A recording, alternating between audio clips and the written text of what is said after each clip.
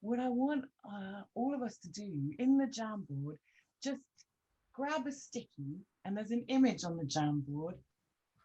Oh, smelly blue cheese. Exactly. That will hopefully evoke some kind of reaction in you, positive or negative.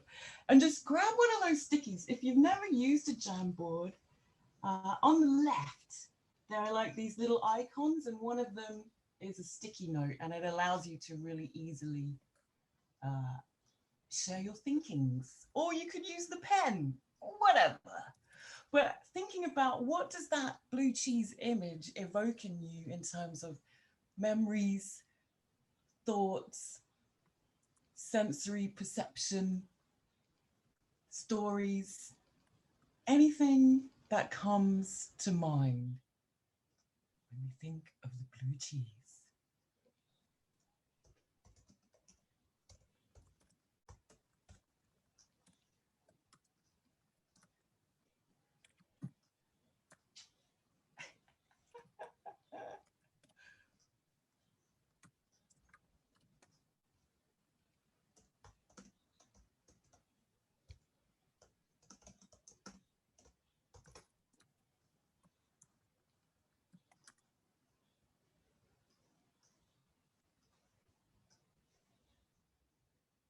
Okay, great. Fab, everyone.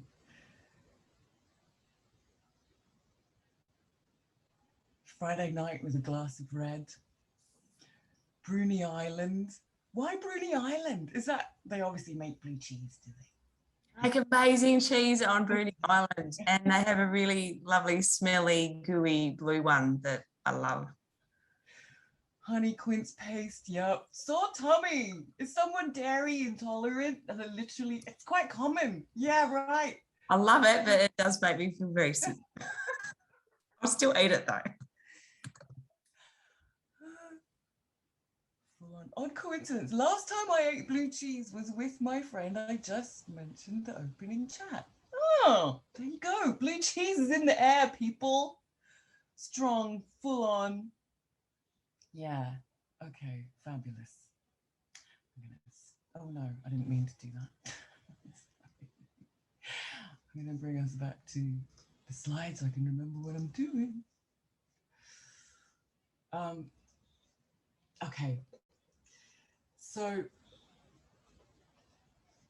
blue cheese evokes a lot of things. It's not just that it is blue cheese. We could think about the blue cheese as if it were dairy mixed with penicillium, aged for 2 to 3 months.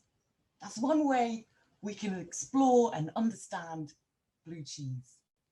Okay, we might measure people's the frequency of people who enjoy blue cheese, how popular it is, where it's sold around the world. There's different ways we could understand and explore this phenomenon of blue cheese.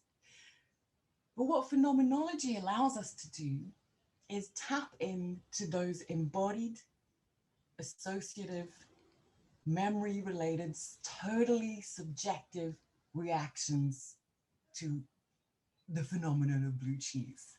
Okay, so that's kind of, I thought would be a good starting point for us, because phenomenology can be a bit, sometimes when you're doing the research, did you find this, Daniel? It feels sometimes that the philosophers, it's so complex and it feels like it's thought for thought's sake when you're doing classic phenomenological research. But I just wanted to really bring it back to what's useful about it for us in this day and age.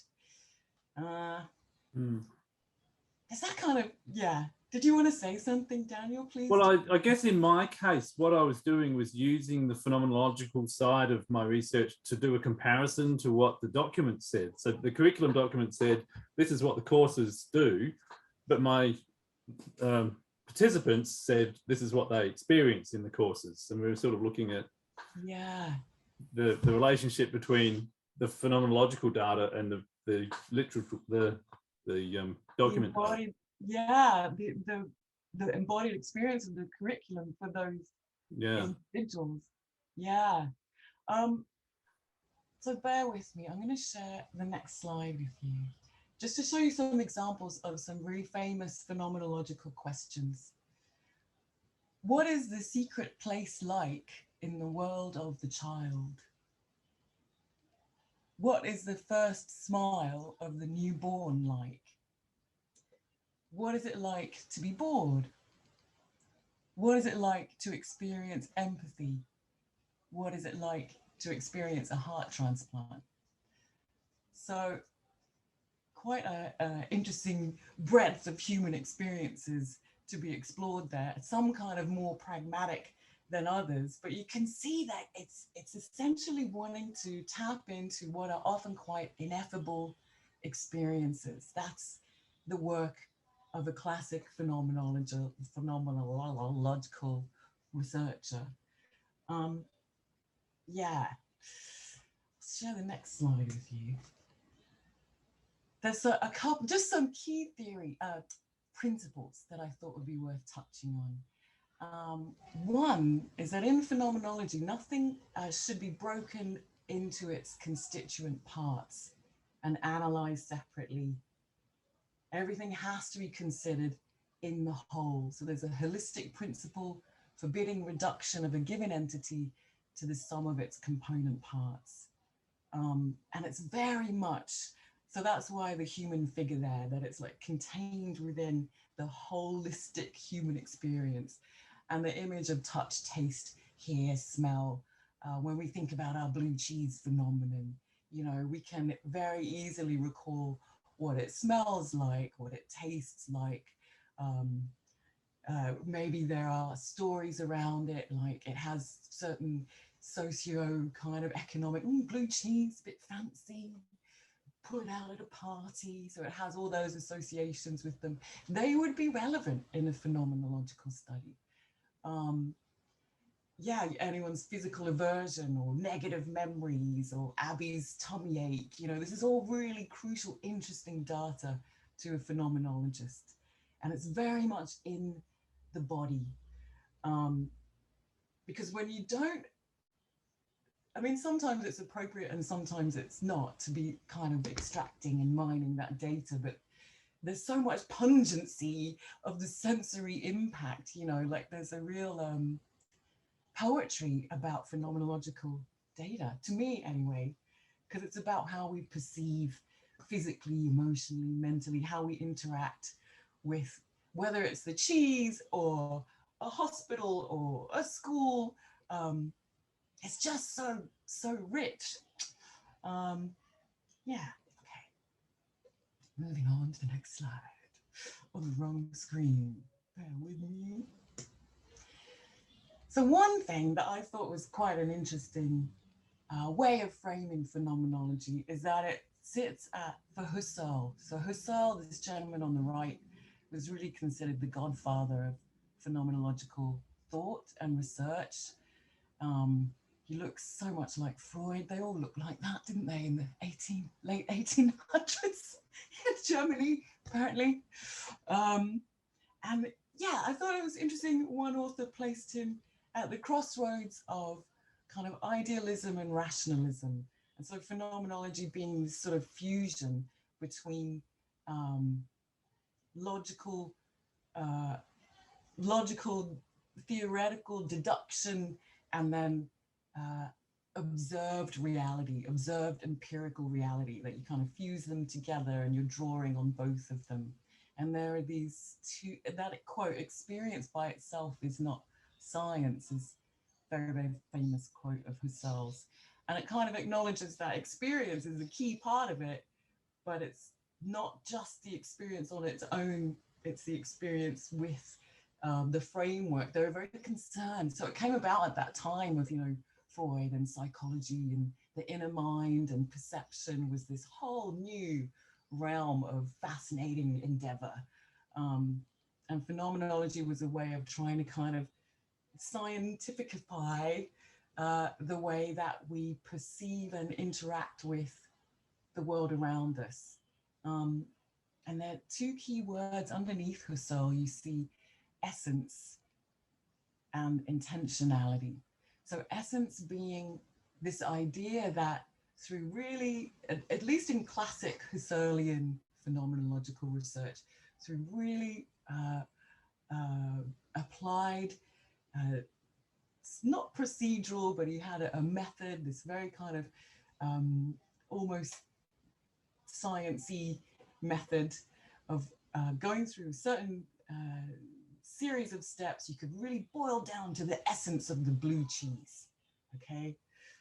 And you did that by applying your intentionality. So the intentionality being the thing as it's perceived, the thing from the perspective of the perceiver, and then the thing itself. So there's this kind of duality going on in phenomenological conceptions of events, if that makes sense.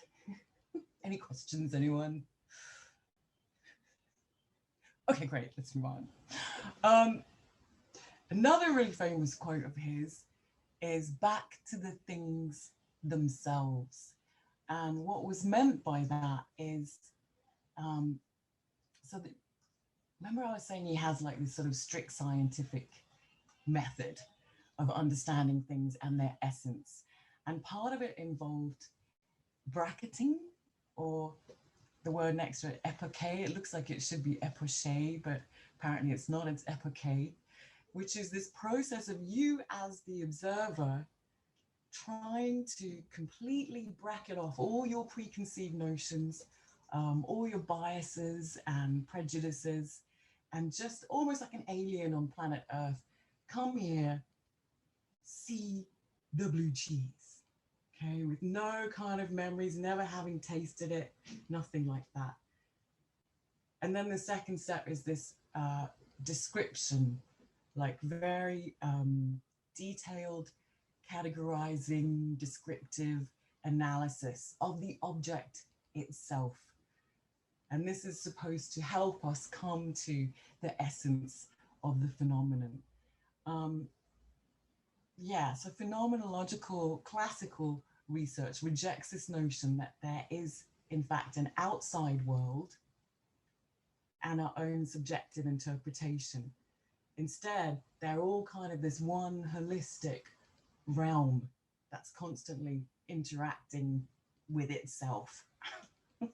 So rather than trying to define objective reality in terms of like this inaccessible, ungraspable, you know, you can never really be objective, phenomenologists aren't interested in that, and instead want to place all their interest on the object itself and how the world presents itself to the object. So it's in that world showing itself to the object, that interaction, that is where the gaze lies. So you see what I mean? It's a little bit of mental gymnastics, like classic philosophical, phenomenological understandings of things. But it kind of spawned all these other researchers and all these other huge, incredible bodies of work. So the names on the screen here, obviously, megastars. But what they did in the sort of latter part or the early mid part of 20th century was start to kind of think, well, no, you can't extract your subjectivities and you can't extract your biases. It's just not possible. So instead, let's embrace that subjectivity and yeah, at least acknowledge that it's there because there is no escaping it.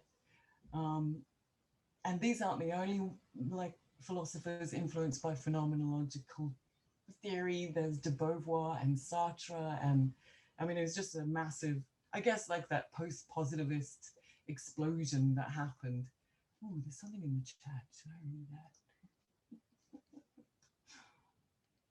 Oh, thanks, ladies. I just read the chat comments. Thank you. Okay. So all of these thinkers, whether it's Ricoeur, Gadamer, Heidegger, Merleau-Ponty, they're all working in the same vein. They all have their own flavor of it, but they're working in the vein of constituting meaning in human experiences. So the stance a phenomenologist, whether it's like art or politics or religion, whatever the phenomenon, the stance is averse to this subject-object dualism. So it's this whole holistic lens is crucial. So even if you do zoom in on a part, you're always shifting back to the whole. So there's like this cycle of zoom in, zoom out, zoom in, zoom out, and at the same time being reflectively aware of your own bias. Yeah, and the colors within your own gaze. So a couple of other things. So there's this, that key concept, essence, holism, and then another one, which is what really interested me, to be honest, in the research that I did, was the lived experience in the body. So the centrality of the body. So this is Schultz. I just had to get him in the PowerPoint. My sister's dog. But say we were trying to understand the essence of Schultz. Using this method, Schultz's lived experiences, we would be really wanting to understand his physical body as a site of meaning making. So the physical body in other forms of research, emotion and things like that sort of muddy the waters, whereas here it's like the meat and drink of what you're concerned with. And it's perfectly fine that the body's informed by experiences like pain and pleasure. You want to know about that. And it's perfectly fine to have the first person or first dog perspective. That's what you're concerned with. And also understanding people's experiences, like Daniel, this would have come up in your research, I'm sure, like the student's sense of agency and power in relation to the curriculum, like that's also a source of concern and interest. Yeah, that was a huge part of it. Yeah, absolutely. Yeah. And that's actually, so I'm looking here now because all of you are all here. So, but yeah, that's right. And that's where phenomenology seems to have made the leap from kind of an interesting philosophical thought experiment to being deeply useful to contemporary research, because it is giving populations that are maybe minoritized for one reason or other, or disempowered for one reason or other, real agency, because they become the owners of the experience.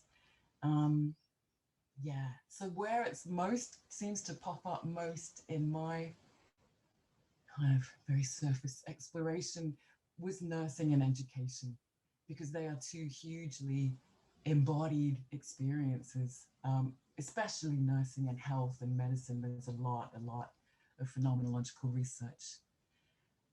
What else is really interesting to me about this approach? I love this quote from de Monticelli, because I thought, yeah, that really nails it, is that it's saving the phenomena or the richness of the sensible world with all its secondary and tertiary qualities and all the colors and values of things. I don't know why, but I just love that phrase. Because what phenomenological methods allow you to do, if you want, is really play with language and poetry and narrative and stories. Of course, you know, it's not the only research method that is really embracing of narratives and stories, but I love that Heidegger found poetry particularly useful and potent as a form of data analysis, because I think, Robin, you put this really beautifully, that it's, did you say it's not a logical process, it's a beyond logical process? What did you say last time we spoke about this? Can you remember?